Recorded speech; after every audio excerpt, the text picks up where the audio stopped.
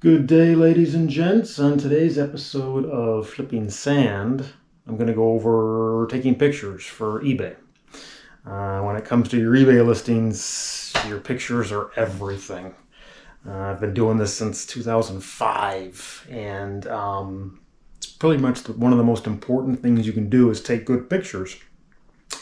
Shows the item condition, especially if the item's used. I sell a lot of collectibles, things that are already been opened, so it's important to show any type of problems that the item has. Even if the item's new, brand new, unopened, it's good to show the box condition. That's usually everything, especially when it comes to collectibles. There are some items where it's not a big deal if the item's new. You can use the stock photos that eBay provides. And some people might say you need real expensive equipment to take good pictures, and expensive camera, expensive lights. I'm going to show you that's really not the case. As long as you have a newer cell phone, you can take pretty good pictures with that. Lighting's important. You got to make sure you have good lighting. I'm going to show you some things that I've used in the past, things that I use right now. So let's get into it. Okay, this is just some stuff that I have for sale right now. I know this is a mess. This isn't everything. I've seen some people say to take pictures of items, on top of other items, like this, and then it shows the other stuff there, and then, people will ask questions about the other items. I don't have a lot of time to be answering questions from eBay, especially simple questions.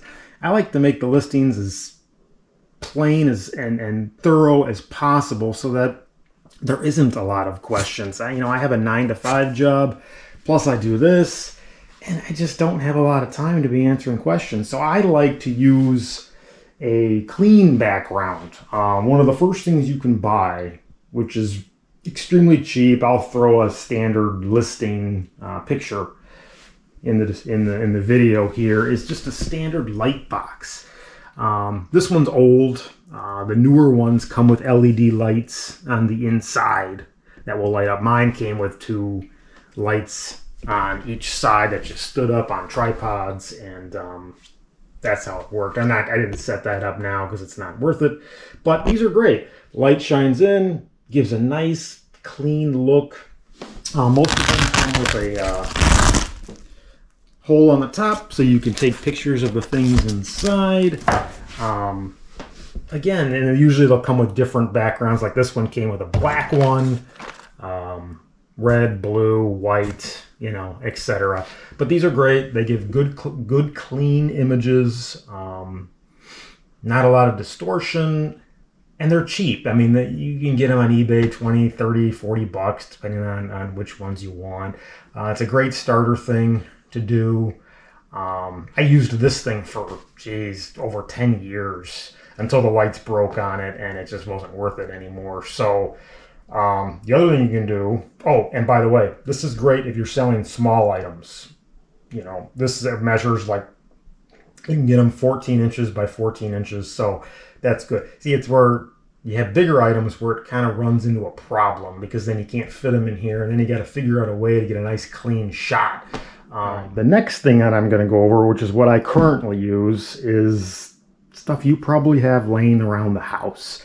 This is just a standard white sheet, bedding sheet. You probably have it at home. If not, you can get them real cheap at the store. And I have it on top of an old printer box, behind an old, just plain brown box, and then it's on top of a really old, crappy, small TV entertainment center. Gives a nice clean background, and then I pair it with this softbox light that I recently got from Amazon. I'll put a picture of that listing here in the video for you so you can take a look at it. They're not expensive. It's an LED light. They're really bright, and as you'll see, I'll turn it on.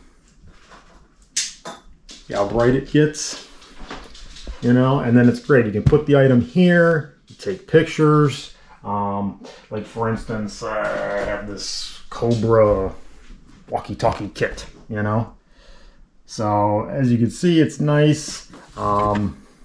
And like I said, I use my cell phone mostly. Let's go into pictures. And then you don't need an expensive camera, guys. You know, you could take a nice picture, get it nice and clean. You know, you take the picture there, and then, you know, I like to take pictures of all sides. Take a picture of the back, you know, get a nice clean shot. Try to avoid, you can move the camera around to try to avoid any glare. I mean, ideally I'd have two soft boxes, one on each side, and then you would cut down on that glare. I always take a picture of the UPC for the listing because that's important. Some people try to buy things just based on the UPC. You look at condition of it.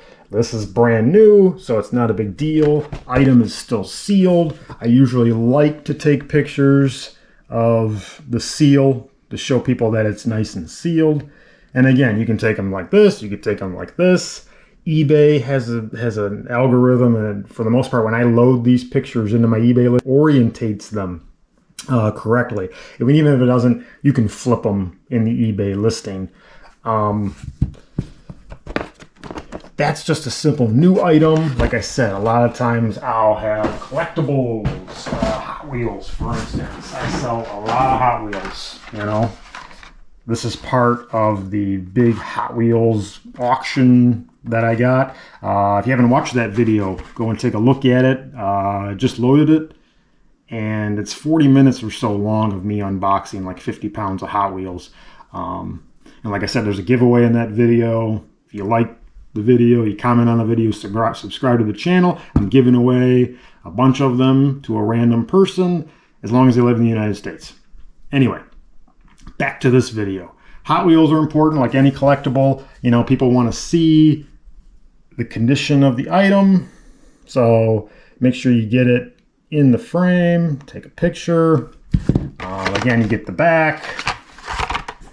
You know, with Hot Wheels, for instance, and you'll learn, depending on what you're selling, what the buyers like. They want to see the condition, for instance, of the card. They like conditions of the corners, the actual card itself. Now, some people say eBay has an algorithm that, you know, likes it when you have 6 or more pictures of an item.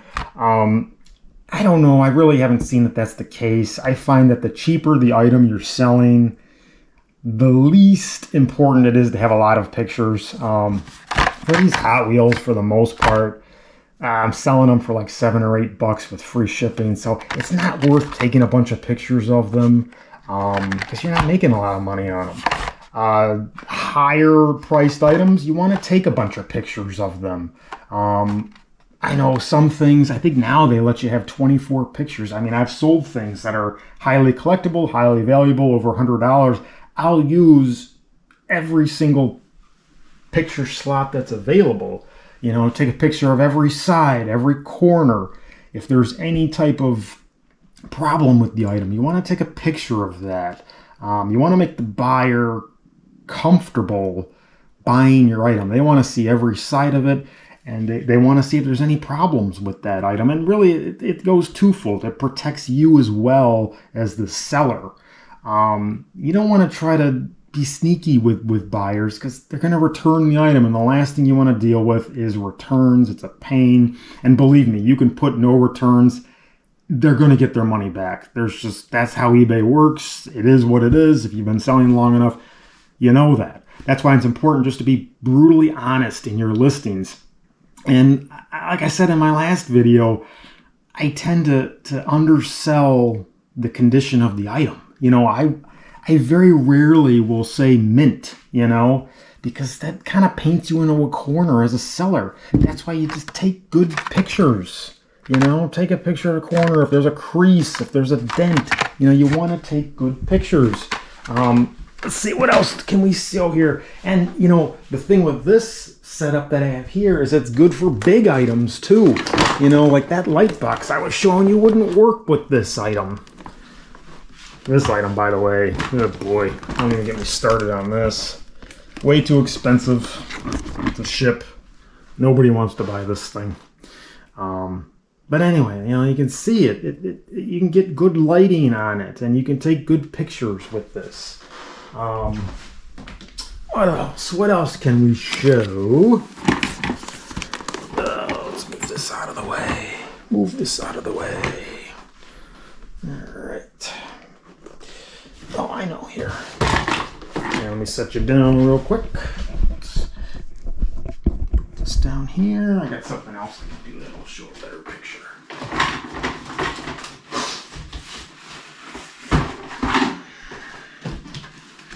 Got this nice Funko Pop.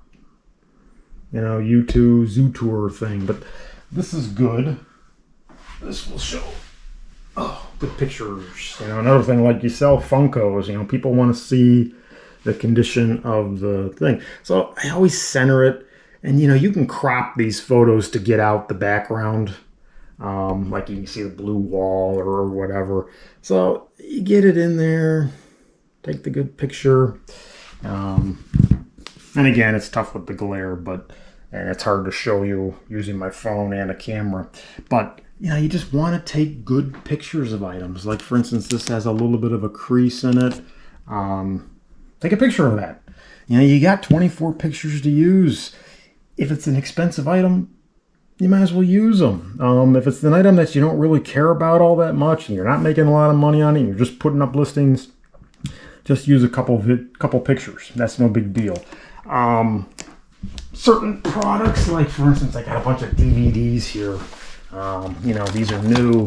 A lot of times you can just punch in the barcode here into your listing, and it'll come up with a stock photo. That's fine. You know, they're just cheap DVDs. It's no big deal. So like I said, this is kind of a short video, just kind of an overview of what I use to take pictures. And like I said, you know, you probably have this laying around the house, a white sheet, a couple of boxes. So all you gotta do is you gotta invest in some decent lighting. You know, it's no big deal. This isn't that expensive from Amazon. You get them cheap. Like I mentioned, if you're just starting out selling small items, these light boxes are great. You know, they all fold down flat. So like I always used to store mine under the bed. No big deal.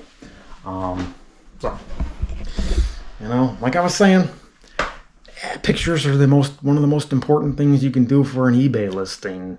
You want to make sure that the buyer trusts you and trusts the listing, and pictures are a great way to convey that. You can have a great description of the product and everything else, but for the most part, people look at the pictures first. So don't be chintzy with them. Take good pictures, clear pictures, show the problems. Don't try to hide anything, and you'll have a great experience with eBay. You know, you won't have a lot of problems with people. And like I said, I've been doing this since 2005. In that time, number of returns I've had, I don't know, maybe 20.